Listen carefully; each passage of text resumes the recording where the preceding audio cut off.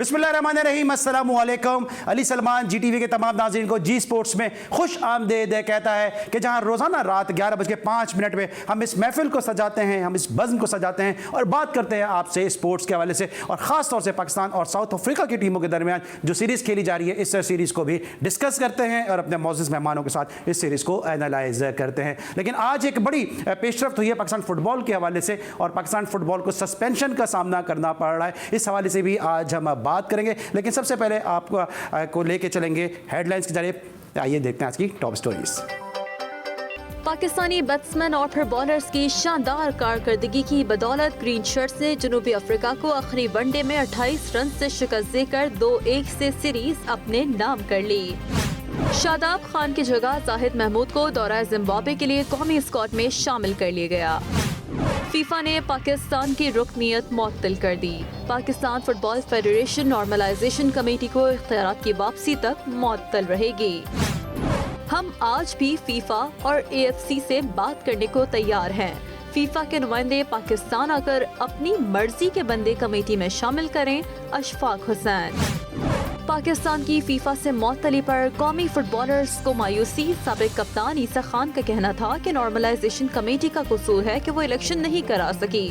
कलीमुल्लाह का कहना है कि इस सूरत हाल का सबसे ज्यादा नुकसान कौमी फुटबॉलर और पाकिस्तान के इमेज को हुआ। पाकिस्तानी क्रिकेटर नैन आब्दी अब USA क्रिकेट टीम की नुमाइंदगी करेंगी। साउथ एशियन गेम्स के रिकॉर्ड होल्डर अरशद नदीम एक और इंटरनेशनल मेडल जीतने के लिए पुरअज़्म। UEFA Champions League quarter final के पहले मरहले में रियल मैड्रिड ने लिवरपूल को शिकस्त दे दी। जी जनाब, आपने हेडलाइंस देखी और ये थी आज की टॉप स्टोरीज। और अब हम चलेंगे अपने गेस्ट की जानिब जो आज हमारे साथ स्टूडियोज में मौजूद हैं। आज दो बड़े ज़बरदस्त गेस्ट मौजूद हैं और दोनों का ताल्लुक क्रिकेट कमेंट्री से। मेरे साथ जो पहली शख्सियत मौजूद है, सीनियर FM RJ हैं और जब पाकिस्तान में FM इंडस्ट्री को बूम हासिल हुआ तो FM 100 ने जो कामयाबियों के झंडे गाड़े उसमें इनकी आवाज़ ने उसमें बड़ा अहम किरदार अदा किया। आजकल ये एक और निजी FM स्टेशन से वाबस्ता हैं और क्रिकेट कमेंट्री, ख़ासतौर से रेडियो क्रिकेट कमेंट्री का एक बड़ा नाम है। इनके तबसरे, इनके तज्जिए और इनकी सलीस उर्दू लोग बहुत ज़्यादा पसंद करते हैं। और आज जब पाकिस्तान के लिए एक तारीखी मौका है कि पाकिस्तान ने सीरीज़ अपने नाम की, तो हमने इनको अपने शो में मदऊ किया। मेरे साथ मौजूद है senior cricket commentator, senior FM RJ, senior broadcaster Zeeshan Ahmed साहब। Welcome to the show sir, कैसे हैं आप? बस अल्लाह का शुक्र है। और इनके मेरे साथ जो दूसरी शख्सियत मौजूद हैं, आप इनको मुख्तलिफ TV शोज़ में देख चुके हैं। क्रिकेट एंकर हैं, स्पोर्ट्स एंकर हैं, स्पोर्ट्स एनालिस्ट हैं, क्रिकेट कमेंटेटर हैं और बहुत ज़बरदस्त तबसरे और तज्जिए करते हैं। और अब साथ साथ उन्होंने क्रिकेट कमेंट्री का भी आगाज़ किया और उनकी क्रिकेट कमेंट्री जो है वो बहुत ज़्यादा पसंद की जा रही है। मेरे साथ मौजूद हैं young energetic Danish Naeem Abbasi. Welcome to the show Danish, कैसे? Thank you so much Ali, आप कैसे हैं? ठीक, मैं बिल्कुल ठीक हूँ। अच्छा, ज़ीशान भाई से गुफ्तगू का आगाज़ करते हैं। ज़ीशान भाई, आप इस सीरीज़ को कवर भी कर रहे हैं रेडियो पे, कैसा लगा आपको इस सीरीज़ को देख के? पाकिस्तान ने करसे के बाद ये सीरीज़ जीती है। जी हाँ, कि बहुत अच्छी चीज़ ये हुई है कि पाकिस्तान ने अवे सीरीज़ जीती है। नॉर्मली पाकिस्तान क्रिकेट वैसे भी वनडेज में इतने अच्छा परफॉर्म नहीं कर पा रही थी, लेकिन ये सीरीज़ जीतने से जो उनका कॉन्फिडेंस लेवल बढ़ेगा और ख़ास तौर पर अवे सीरीज़ जाके, जबकि साउथ अफ्रीका ने यहाँ पर भी विजिट किया, यहाँ पर भी उनको शिकस्त का सामना करना पड़ा था। बड़ा क्वेश्चन मार्क था कि क्या पाकिस्तान उनके बैकयार्ड में जाकर उनको हरा सकेगी। तो आज पाकिस्तान का बड़ा अच्छा परफॉर्मेंस उनकी रही कि सीरीज़ उन्होंने अपने नाम किया। अच्छा दानिश, मच एक्सपेक्टेड रिजल्ट, सब एक्सपेक्ट कर रहे थे यही रिजल्ट आएगा? आई थिंक ये सब एक्सपेक्ट शायद नहीं कर रहे थे। थोड़ा सा फ़ायदा हमें आखिरी वनडे में ये भी हो गया। अगर हम बात करें जो उनके मेन प्लेयर्स हैं वो हमने देखा कि IPL में चले गए हैं, तो उसका एडवांटेज पाकिस्तान को मिला है। अगर कोई कहता है पाकिस्तान को एडवांटेज नहीं मिला तो मुझे लगता है गलत होगा। तो उनके मेन प्लेयर्स के जाने की वजह से पाकिस्तान की टीम, अगर आप देखते हैं आज का मैच भी, जिस तरह भी ज़ीशान भाई से बात भी हो रही थी कि कहीं ना कहीं बीच में हमने देखा था कि आज का मैच जो है वो कभी साउथ अफ्रीका के हक में एकदम चला गया, फिर पाकिस्तान के फेवर में आया।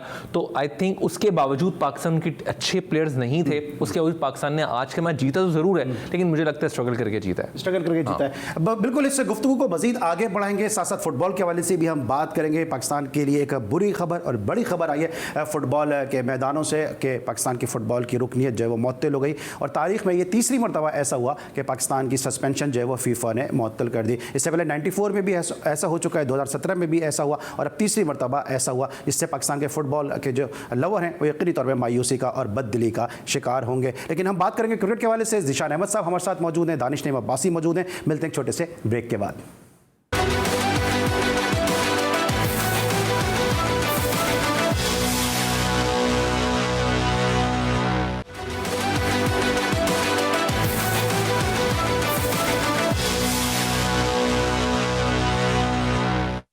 Welcome back after the break. और ब्रेक पर जाने से पहले हमने कहा था कि आज हम बात करेंगे पाकिस्तान की क्रिकेट सीरीज के साथ साथ पाकिस्तान के फुटबॉल के हवाले से भी, क्योंकि पाकिस्तान की फुटबॉल के ऐवानों से एक बहुत ही बड़ी और बहुत ही बुरी खबर आई है कि पाकिस्तान की तीसरी मरतबा जो है वो रुकनीत मुअत्तल। और इसी हवाले से गुफ्तगू करने के लिए इस वक्त हमारे साथ बहरीन से टेलीफोन लाइन पर मौजूद हैं पाकिस्तान फुटबॉल का एक बड़ा नाम कि जिन्होंने 15 साल तक पाकिस्तान के फुटबॉल को हेड किया, इस वक्त भी AFC में मौजूद हैं और एक खुसूसी मीटिंग के लिए वो इस वक्त बहरीन में मौजूद हैं। लेकिन पाकिस्तान की फुटबॉल से जो मोहब्बत है इसकी वजह से इन्होंने पाकिस्तान के स्पोर्ट्स, पाकिस्तान के न्यूज़ चैनल से वक्त निकाला बात करने के लिए। इस वक्त जी स्पोर्ट्स पे हमारे साथ मौजूद हैं ऑनरेबल फैसल सालेह हयात साहब। अस्सलाम वालेकुम सर, कैसे हैं आप?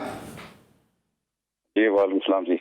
सर ये बताइए कि जो हालात चल रहे हैं पाकिस्तान फुटबॉल के हवाले से, players, football lovers, football organiser सभी बददिली का शिकार हैं क्योंकि तीसरी मरतबा पाकिस्तान पे पाबंदी लगी है। मैं अभी सद्दाम का इंटरव्यू सुन रहा था, उन्होंने भी ये कहा कि वो बहुत मायूस हैं। इसके अलावा दीगर फुटबॉलर भी काफ़ी मायूस हैं, ईसा भी काफ़ी मायूस हैं। आप इस हवाले से क्या कहेंगे? शुक्रिया जी, आपने मुझे मौका दिया। मैं यहाँ पे असल में आज हमारी यहाँ मीटिंग थी एशियन फुटबॉल कन्फेडरेशन की एग्जीक्यूटिव कमेटी की, तो उसमें मैं क्योंकि एशियन फुटबॉल कन्फेडरेशन का नायब सदर भी हूँ, तो उस हवाले से मैं यहाँ मीटिंग अटेंड करने आया था। इसमें ख़ुसूसी तौर पे एजेंडा में पाकिस्तान की जो सूरत हाल थी वो भी शामिल थी। इसमें उस पर भी एक बड़ी डिटेल डिस्कशन हुई। और आज यहाँ पे इस मीटिंग में वो तो ये एशियन फुटबॉल कन्फेडरेशन की एग्जीक्यूटिव कमेटी की मीटिंग थी, लेकिन फीफा के सदर गियानी इन्फेंटिनो भी उसमें खसूसी शिरकत के लिए उनको भी मद्दू किया गया था, तो वो भी मौजूद थे। तो उनकी मौजूदगी में पाकिस्तान फुटबॉल की जो सूरत हाल है वो उस पर काफ़ी सैर हासिल गुफ्तगू भी हुई। लंबी बात है, मैं उसको मुख्तसर इस तरह करूँगा कि फीफा ने जो पाबंदी लगाई है, फीफा इस बारे में, फीफा के 213 ममालिक हैं जो मेंबर हैं उसके, और उसका एक कोड है, उसके कानून है, वो उस कानून और उस कोड के तहत वो फीफा चलती है, जो कि तमाम के तमाम 213 ममालिक पे मेंबर एसोसिएशन में लागू होता है। फीफा का एक कानून है जिसको, जो स्टैट्यूट, जिसको नंबर 13 कहते हैं, जिसके मुताबिक कोई बाहर की इंटरफेरेंस, यानी फीफा की जो अपनी बॉडी है उस मुल्क की, उसके अलावा उस मुल्क में हुकूमत या कोई और इदारा या कोई और बॉडी कोई भी मुदाखलत करे उसके अफेयर्स में, तो वो फिर सैंक्शंस फीफा उस पर लगा देती है। जिस तरह उसने आज पाकिस्तान फुटबॉल फेडरेशन पे एक बार फिर उनको सस्पेंड किया है। ये 2017 में भी सस्पेंड हुई थी पाकिस्तान फुटबॉल फेडरेशन, जब यहाँ पे एक एडमिनिस्ट्रेटर एक लाहौर हाई कोर्ट ने फैसला किया था एक एडमिनिस्ट्रेटर लगाने का फुटबॉल फेडरेशन में, जब मैं सदर था। तो उस वक्त भी फीफा ने सस्पेंड किया था, क्योंकि उन्होंने कहा था हम इस फैसले को तस्लीम नहीं करते। और जब 2018 में बहाल हुआ तो फीफा ने फिर वो जो सैंक्शन थी, वो जो पाबंदी थी, उठा ली थी। तो ये अफसोस की बात है, उन खास तौर पे उन लोगों को सोचना चाहिए जो कि बज़ाहिर अपने आप को कहते हैं कि जी हम फुटबॉल के साथ हमारा बड़ा ताल्लुक है, जिन्होंने मैं तो फुटबॉल से 2.5 साल से अलग हो गया हूँ। यहाँ पे नॉर्मलाइजेशन कमेटी बनी, उससे पहले एक सुप्रीम कोर्ट के साथ इलेक्शन हुए जिसमें मैंने कंटेस्ट नहीं किया, क्योंकि मुझे उस पर मैं अगर कंटेस्ट करता तो मेरे पे फीफा की पाबंदी लग जाती। तो वो उन्होंने वो एक नई टीम आई वहाँ पे, जो कहते रहे फुटबॉल को हम बेहतर करेंगे, लेकिन फुटबॉल पिछले 3 साल से बाकायदा तनज़्ज़ुल का शिकार है, तबाही हो गई है। और मुझे अफसोस सबसे बड़ा उन नौजवानों पे है, बच्चों और बच्चियों पे है, जिनका मुस्तकबिल दाव पे लगा दिया है इन लोगों ने, जिनकी सिर्फ एक ही एजेंडा है कि हमने किस तरीके से लूट मार करनी है, और अपनी इनको वो हवस है उसकी पैसे की। और आप अगर किसका ऑडिट करवाएं पिछले जनवरी 2019 से, तो आप खुद देखेंगे कि मैं यहाँ पे जब मेरी फेडरेशन गए, हमने छोड़ा सुप्रीम कोर्ट के कहने के मुताबिक, तो हमने तकरीबन 24-25 करोड़ रुपए के फंड छोड़े थे। और ये कितने करोड़ रुपए इन्होंने उसमें से खर्च किया है, और उसका फायदा कहाँ पे आपको नजर आया है? अच्छा सर ये बताइएगा, पेमेंट नहीं हो जी ठीक है, ये जो आपका फुटबॉल में कंट्रीब्यूशन है यकीनन कोई ढकी छुपी कोई इसमें दो राय है नहीं। अच्छा ये बताइएगा कि अब ये किस कैपेसिटी में जाके जो इन्होंने जो पाकिस्तान फुटबॉल हाउस है उस पर जाके कब्जा कर लिया, इनके पीछे आपके ख्याल में, आपकी दानिश में कौन लोग हैं? क्योंकि जब आप जैसा एक बड़ा नाम पाकिस्तान फुटबॉल से जुड़ा हुआ है तो लोगों की एक्सपेक्टेशन भी बढ़ जाती है कि आप जैसे बड़े नाम के होते हुए किसी की कैसे इतनी जरूरत और हिम्मत हो सकती है कि वो जाके पाकिस्तान फुटबॉल हाउस पे जाके कब्जा कर ले? फुटबॉल हाउस पे तो मेरा तो मैंने आपको बताया कि मेरा तो 2018 में 2018 के एंड में मेरा खत्म हो गया था जो फुटबॉल पाकिस्तान फुटबॉल के साथ जो ताल्लुक था, क्योंकि सुप्रीम कोर्ट ने अपने तौर पर फैसला दे दिया। अब उस फैसले के बहुत सारे और भी इश्यूज हैं जो मैं इसको डिस्कस नहीं कर सकता, लेकिन हकीकत है कि वो 2019 पहली जनवरी को ये एक नई बॉडी बनी जिसके हेड से अशफाक हुसैन, ये और जाहिर शाह दोनों करीबी रिश्तेदार भी हैं।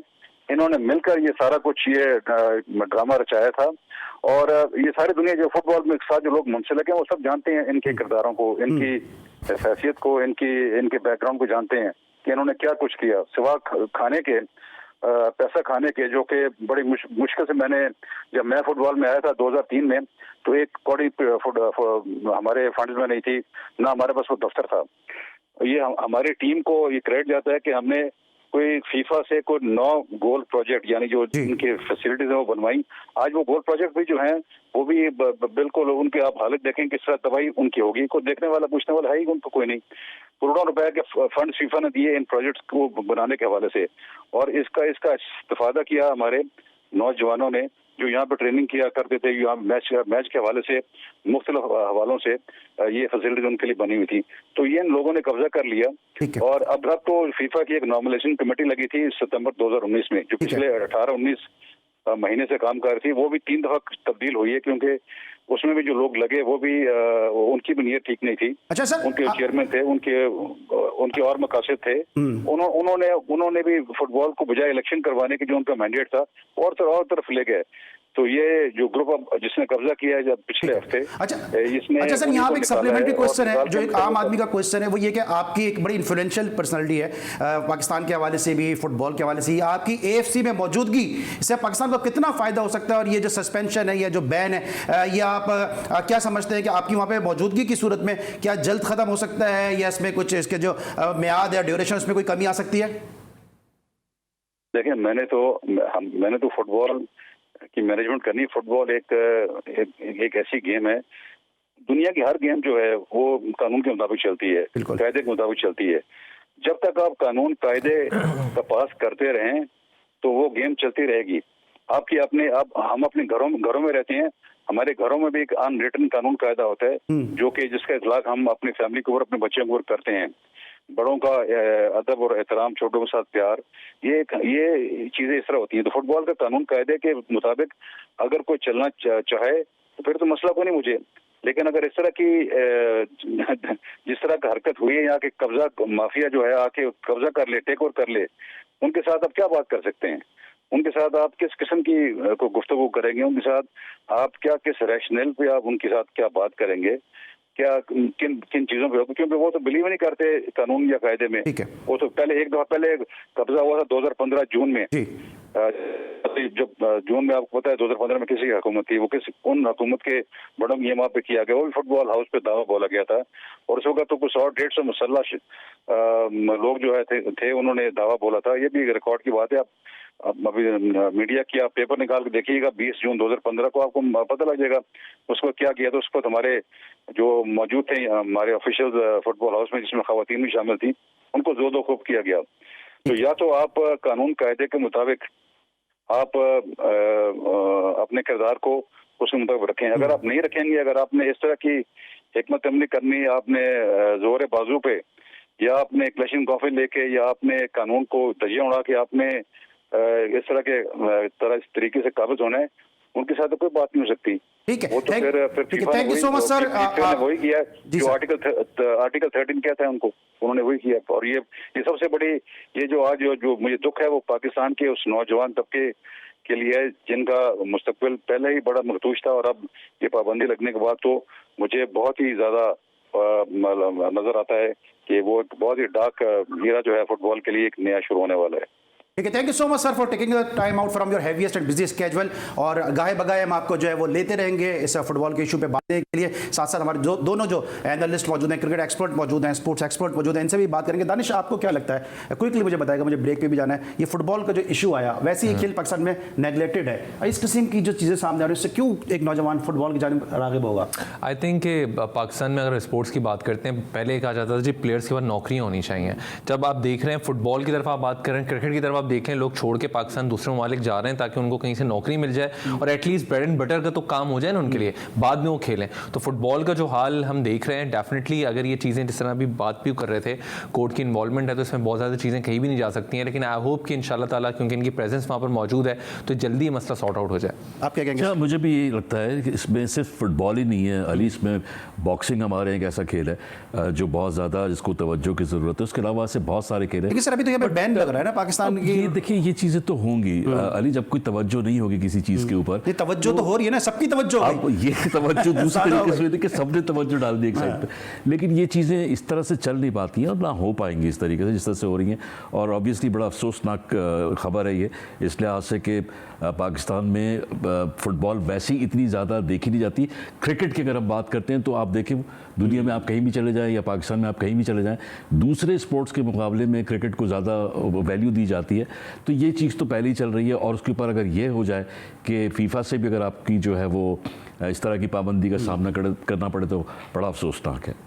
ऑलराइट जी नाज़रीन, आपने हमारे तीनों मौजूद मेहमानों की गुफ्तगू सुनी, किस तरह फैसल सौलियात साहब ने कहा, दानिश अब्बासी ने, ज़ीशान अहमद साहब ने कहा। और हकीकत यह है कि पाकिस्तान में फुटबॉल का खेल फ्लरिश कर रहा था। अभी विमेंस फुटबॉल चैंपियनशिप थी और नेपाली फुटबॉलर पाकिस्तान आई खेलने विमेंस फुटबॉल चैंपियनशिप में पहली मरतबा ऐसा हुआ कि ओवरसीज़ प्लेयर आई, हमने अपने शो में उनको मदऊ किया। अबिया हुई, हाजरा हुई, ये वो फुटबॉल है जो स्टार बनने के प्रोसेस में है। जिस तरह से अब हमने देखा माशा यूनाइटेड ने इन्वेस्टमेंट की, तकरीबन 3 से 4 मिलियन को उनको लॉस हुआ इस फुटबॉल चैंपियनशिप के कैंसिल होने से। तो जो खेल फ्लरिश कर रहा था आहिस्ता आहिस्ता, उसको इस तरह से अगर बैन हो जाएगा तो उससे कितना नुकसान होगा इसका अंदाजा आप बाखूबी हमारे तीनों मौजूद मेहमानों की गुफ्तगू से लगा सकते हैं। लेकिन इस वक्त मुझे अमेरिका से ज्वाइन किया है जनाब पाकिस्तान के क्रिकेट के एक ऐसे सितारे ने कि जो डोमेस्टिक क्रिकेट खेला, बहुत खूब खेला, पाकिस्तान के लिए इनको खेलने का मौका नहीं मिल सका, लेकिन अगर खेलने का मौका नहीं मिल सका तो क्या बोलने का मौका तो मिल रहा है। साजिद खान हमारे साथ मौजूद हैं। जी साजिद खान साहब, कैसे हैं आप? ठीक हैं?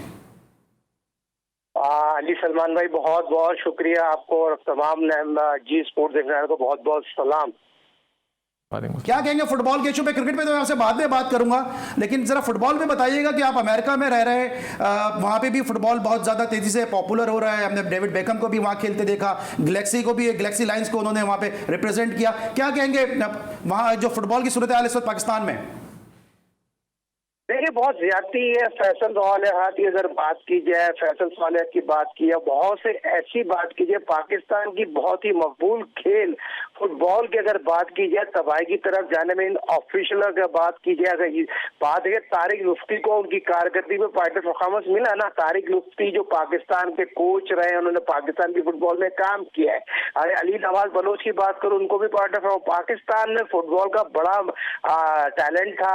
पाकिस्तान के वर्ल्ड क्लास प्लेयर पाकिस्तान में प्रोड्यूस किया। और जिस तरह आप अमेरिका यूएस सॉकर की बात कर रहे हैं, तो ये बेसिक चीजें होती हैं। सॉकर जो एक खेल है उसको आप नजरअंदाज नहीं कर सकते। कोई भी खेल हो, अगर बुनियादी तौर पर क्रिकेट में भी आप पहले सुबह सॉकर खेलते हैं, सॉकर एक ऐसी चीज है, फुटबॉल जो हम कहते हैं उसके बगैर तो अधूरा है। और ये बहुत बड़ी ज्यादती है और उसकी ज्यादती की जितनी भी मजम्मत की जाए कम है। अगर पाकिस्तान के डिपार्टमेंट में अगर फुटबॉल का बड़ा अहम रोल था, तमाम शोों में आउट क्लास करते थे फुटबॉल के खिलाड़ी, दुनिया में जाके लीग खेलते थे और पाकिस्तान से आप वर्ल्ड क्लास प्लेयर क्या एशियन प्लेयर भी सामने नजर नहीं आ रहे थे। उसका तमाम चीजों पे नजरसानी करना चाहिए। प्राइम मिनिस्टर वजीर आज़म इमरान खान को स्पोर्ट जो गिर रहा है उनसे पूछे, क्रिकेट का, हॉकी, फुटबॉल, स्क्वैश क्यों गिर रहा है, हमारे स्पोर्ट पीछे क्यों चली गया? ठीक है, अच्छा मैं जरूर पूछूंगा स्पोर्ट्स हमारी पीछे क्यों चली गई है, लेकिन मैं इस वक्त लूंगा एक छोटा सा ब्रेक और जब हम ब्रेक से वापस आएंगे तो हम फुटबॉल को भी पीछे रखेंगे, थोड़ा क्रिकेट को आगे करेंगे। क्रिकेट में पाकिस्तान आज जीता है, लेकिन साजिद खान साहब की अपनी एक आई है। साजिद खान साहब अपने हिसाब से मामलात को देखते हैं, ज़ीशान साहब अपने हिसाब से देखते हैं, दानिश अब्बासी अपने हिसाब से देखते हैं। तो इन तीनों का जरा तज्जिया हम पेश करेंगे एक छोटे से ब्रेक के बाद।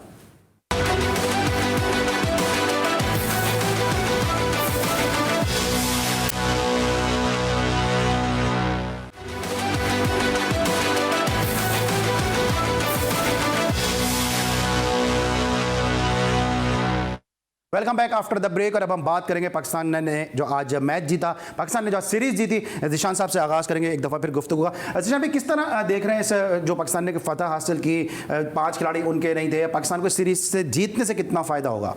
देखिए, जीत का सबसे बड़ा फ़ायदा तो पाकिस्तान को ये हुआ कि जो उन पे एक स्टैंप लगी हुई थी कि बाहर जाकर पाकिस्तान की परफॉर्मेंस वो नहीं आती है। ख़ासतौर पर अगर आप रीसेंट पास्ट में देखें तो न्यूजीलैंड के ख़िलाफ़ पाकिस्तान की कोई अच्छी परफॉर्मेंस नहीं थी, लेकिन आज जिस तरह से पाकिस्तान ने ये मैच जीता और सीरीज़ जीती, यकीनन 5 प्लेयर्स नहीं थे उनके, उसका फ़ायदा पाकिस्तान टीम को यकीनी तौर पर हुआ है। लेकिन जाहिर है कि इस तरह की चीज़ें क्रिकेट में या किसी भी खेल में मैटर करती हैं और पाकिस्तान ने इसका एडवांटेज लिया, सीरीज़ जीती है। और अब आगे जो T20 सीरीज़ आ रही है और फिर इसके बाद जिम्बाब्वे के खिलाफ जो टेस्ट सीरीज़ है, उसमें यकीनन उनका जो कॉन्फिडेंस लेवल है उसको बूस्ट मिलेगा। ठीक है। अच्छा दानिश, अब जो खबरें आ रही थी कि फ़खर जमान को रोका जा रहा है, खबर ये आई है कि शादाब खान की जगह अब जाहिद महमूद को जो है शामिल कर लिया गया, इस फैसले को आप किस तरह से देखते हैं? आई थिंक ये बहुत अच्छा फैसला है जाहिद को। एटलीस्ट हम देख रहे हैं कि क्योंकि रखा नहीं गया था और ये कहा गया था चीफ सेलेक्टर ने कि हम इसलिए शादाब को लेकर आ रहे हैं क्योंकि वो इंजर्ड थे और इंजरी की वजह से हम उनको टाइम देना चाह रहे हैं कि वो आएँ और वापस खेलें। तो आई थिंक जो बिल्कुल बनता था जाहिद उनको वापस लेकर आए। लेकिन इसके अलावा अली, अगर आप वैसे देखते हैं ना पूरे इस सिनारियो को, पाकिस्तान हमेशा शुरू में हारने के बाद अपना बेहतर कॉम्बिनेशन जो है वो आखिरी मैच में खिला रहा होता है। अभी भी यही किया। मुझे ऐसा लगता है कुछ ऐसे नाम्स हैं, लाइक दानिश अजीज की आप बात कर लें। दानिश अजीज को साउथ अफ्रीका की अगेंस्ट बेस्ट बॉलिंग के खिलाया गया, 2 मैचेस के बाद उसको बैठा दिया गया। हालांकि राइट टाइम तक उसको तीसरा मैच भी आज खिलाना चाहिए था जब सामने इतनी अच्छी बॉलिंग लाइन नहीं थी। आपने इतना मुश्किल उसका डेब्यू करा के आपने उसको बाहर कर दिया। फिर सरफराज को आपने जो है बिलाखिर आज मौका दे दिया, लेकिन सरफराज हमेशा आखिरी मैच के प्लेयर होते हैं, वो भी कभी शादर नादर उनको मौका मिलता है। तो कुछ ऐसे प्लेयर्स हैं मुझे लगता है जो कॉम्बिनेशन पाकिस्तान टीम डिस्टर्ब रहती है हमेशा और आखिरी मैच में अच्छा खिला देती है। अच्छा, हमारे साथ एक ओपनर भी मौजूद हैं अमेरिका से, साजिद खान साहब। साजिद भाई, ये बताएं कि जो आज ओपनिंग पार्टनरशिप पाकिस्तान की जानिब से हुई है 112 रन की, और रमीज राजा आमिर सोहेल का रिकॉर्ड बच गया जो उनकी 121 रन की सेंचुरियन के ग्राउंड पे ही पार्टनरशिप थी, वो रिकॉर्ड आज ब्रेक होने से बच गया और 8 या 9 रन से रिकॉर्ड बचा है। तो पार्टनरशिप ने आप समझते मोमेंटम सेट किया या आपके ख्याल में कोई और टर्निंग पॉइंट था इस मैच का?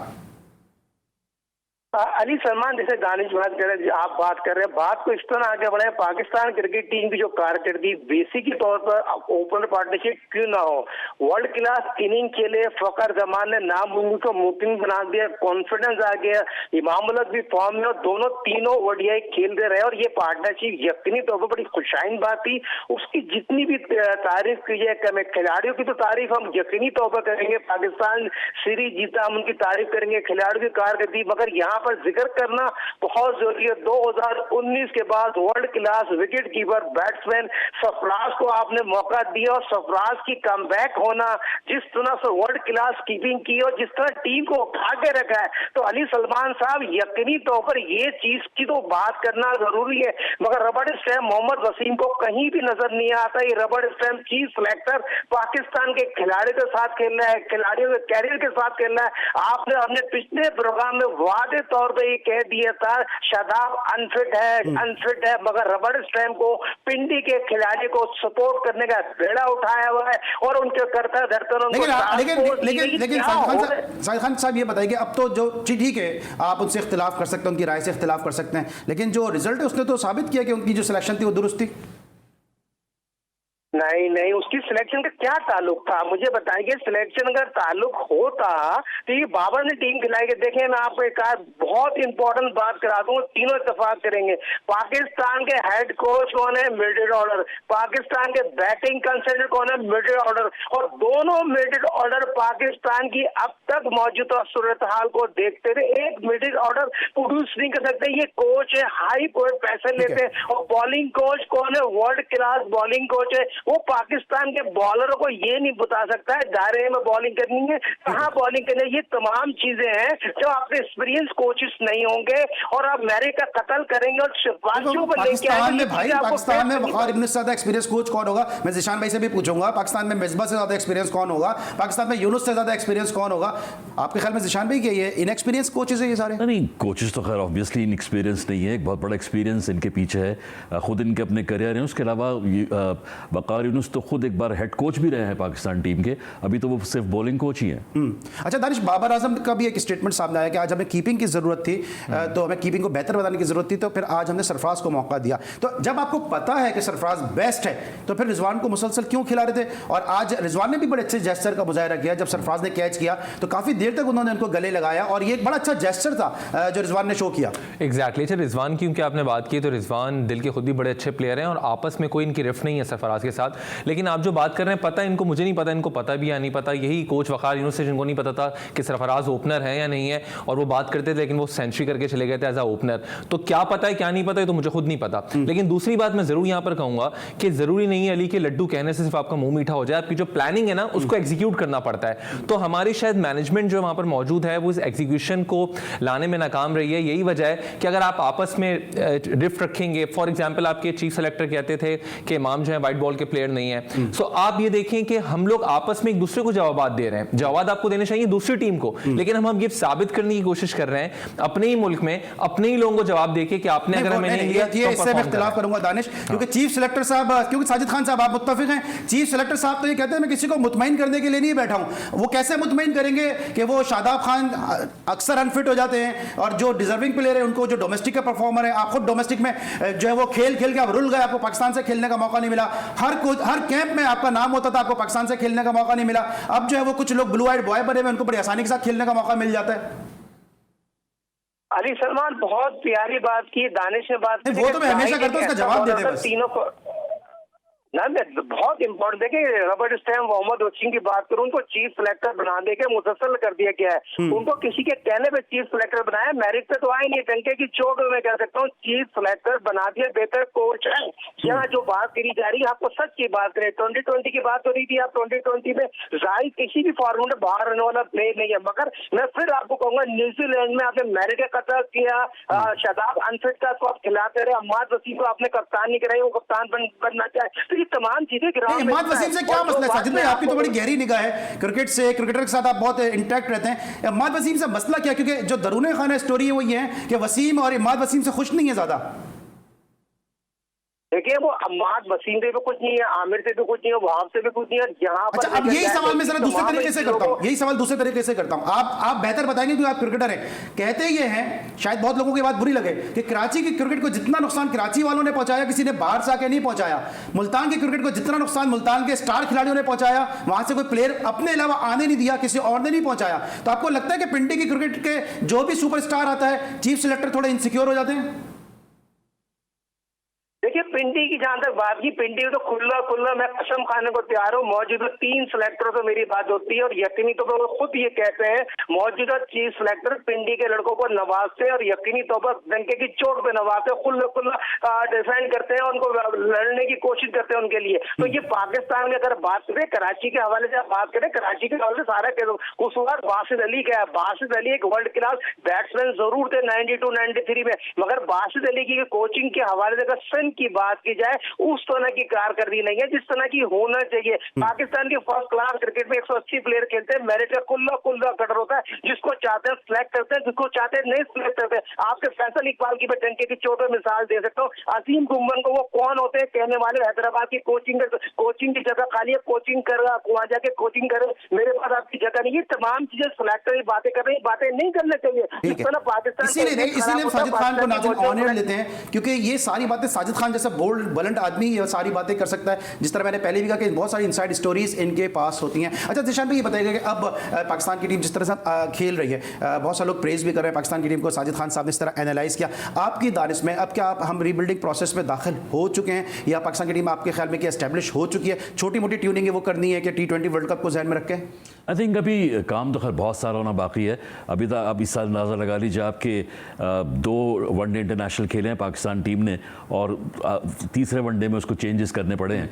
तो अभी तक प्लेयर्स जो हैं उस तरह से सेट नहीं हुए जिस तरह से होने चाहिए थे, या जो लाइकिंग थी पाकिस्तान क्रिकेट बोर्ड की या टीम मैनेजमेंट की। आई थिंक अभी तक उस तरह से काम हो नहीं पाया। अब दूसरी चीज़ ये कि 10 तारीख से T20 मैचेस जो हैं वो स्टार्ट हो रहे हैं। ये सीरीज़ शुरू हो रही है अगेंस्ट साउथ अफ्रीका। तो अब इसके शुरू होने के बाद आप देखिएगा कि जब मैच नंबर 3 और मैच नंबर 4 होगा, आपको उस दौरान ही काफ़ी चेंजेस जो हैं वो देखने में मिल सकती है। ठीक है साजिद खान साहब, अब ये बताएगा, आखिरी मेरा आपसे सवाल ये है कि अब T20 सीरीज आ रही है, इस T20 सीरीज को क्या पाकिस्तान जो है वो आइंदा जो T20 वर्ल्ड कप उसकी तैयारियों के तौर पे लेगा? आपको क्या लगता है कि क्या जो शेप बनाने जा रहे हैं मोहम्मद वसीम एंड कंपनी, क्या इसी प्लेयर के साथ जाएंगे, या फिर टीम के अंदर जो है वो वहाब रियाज, कामरान अकमल या शोएब मलिक जैसे खिलाड़ियों की इंडक्शन नजर आएगी? देखिए शोएब मलिक, अगर हफीज की बात करें उनका तो नेमल बदल आ ही नहीं सकता। शोएब मलिक और हफीज को तो आपने बाहर ही करना नहीं है। 2020 वर्ल्ड कप से मोहम्मद आमिर को भी लेना पड़ेगा, चीफ सिलेक्टर मोहम्मद वसीम को भी लेना पड़ेगा, अहमद वसीम को भी लेना पड़ेगा। बात सिंपल थी, ये देखें आपको मुबारक और निसार भाई का बहुत बहुत मुबारक हो। पाकिस्तान के पास वर्ल्ड क्लास वर्ल्ड रैंकिंग में बाबर आजम आ गया। बाबर आजम ने 13 सेंचुरी बनाई और बाबर आजम आईसीसी के वर्ल्ड रैंकिंग में प्लेयर इसी प्लेटफॉर्म का है ना। तो मोहम्मद वसीम का क्या इसमें रेट है? अगर बाबर आजम किसी प्लेयर को मांग रहा है तो टीम के लिए मांग रहा है। भाई तुम कौन होते हो कहने वाले मैं इसको नहीं दूंगा, इसको नहीं दूंगा? तुम्हारा क्या राइट है मैं इनको सबक दूंगा, ये सबक सिखाने वाला हूं? भाई आपका जो काम है लैपटॉप पे अगर किसी को भी बच्चे को बिठा दो वो टीम सिलेक्ट कर लेगा। आप ग्राउंड में जाते नहीं है, ग्राउंड का मेरिट पे शायद दोस्त के निभा रहे होते। भाई मेरा सिर्फ मौका भी ये है, पाकिस्तान क्रिकेट टीम को वर्ल्ड कप जीतना है इंडिया में जाके, तो वसीम अकरम से बेहतर कोई चॉइस नहीं है। ठीक है, वसीम अकरम से बेहतर चॉइस कोई नहीं है। साजिद खान साहब का ये कहना है। अमेरिका से हमारे साथ टेलीफोन लाइन पर मौजूद थे, लेकिन अब चूंकि वक्त बहुत महदूद है, शो को हम वाइंड अप करेंगे, लेकिन चूंकि दो क्रिकेट कमेंटेटर हमारे साथ मौजूद हैं, तो सबसे पहले तो दानिश से हम जानेंगे। दानिश, आप एफएम पे कमेंट्री करते हैं और पूरी दुनिया को आंखों देखा हाल आप रेडियो के जरिए पहुंचाते हैं, तो थोड़ा सा ये बताएगा कि एक्सपीरियंस कैसा रहता है, कितना आसान होता है या कितना मुश्किल होता है?